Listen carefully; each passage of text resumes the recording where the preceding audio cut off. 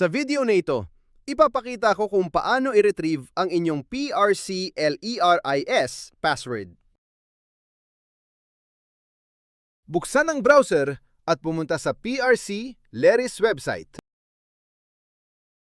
Hintayin mag-load ang page bago magpatuloy sa susunod na hakbang.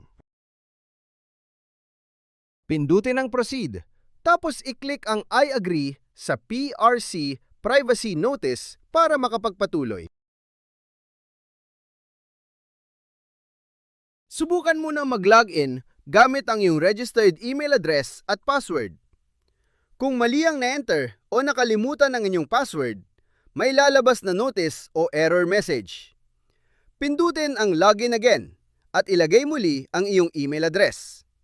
Pagkatapos, i-click ang Forgot Password para makapag-reset ng iyong password at makapagpatuloy sa pag-access ng iyong account. Mag-login muli at i-click ang Forgot Password. Lalabas ito sa screen. Ilagay ang iyong email address at i-click ang Proceed. Pagkatapos, i-click ang Continue para mapadalhan ng recovery code sa iyong email address.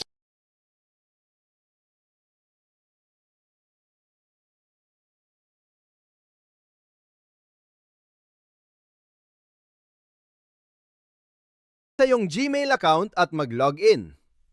Hanapin ang email message mula sa PRC at i-open ito.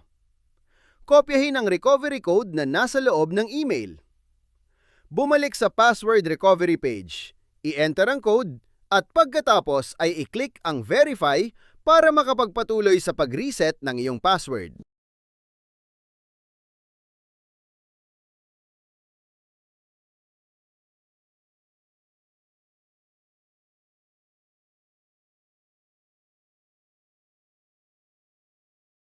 Ay enter ang iyong bagong password at ulitin ito sa Repeat New Password para makasiguro na tama ang iyong inilagay. Siguraduhin na ang password ay may kahit isang letra, isang numero, at isang special character upang mas maging secure ang iyong account. Pagkatapos, i-confirm o i-save ang bagong password.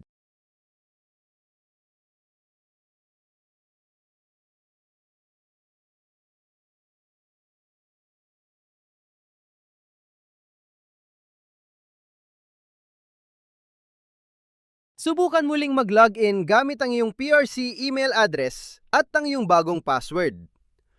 I-check ang reCAPTCHA box upang ma-verify na hindi ka robot. At pagkatapos, ay i-click ang Sign In para makapasok sa iyong account. Kung nakapag-login ka na ng matagumpay, ibig sabihin ay na-reset mo na ang iyong password at maaari mo nang gamitin ang iyong PRC LERIS account. Palaging tandaan na itago at huwag ibahagi ang iyong password para sa seguridad ng iyong account. Ganun lang kadali ang pag-reset ng password sa PRC LERIS account.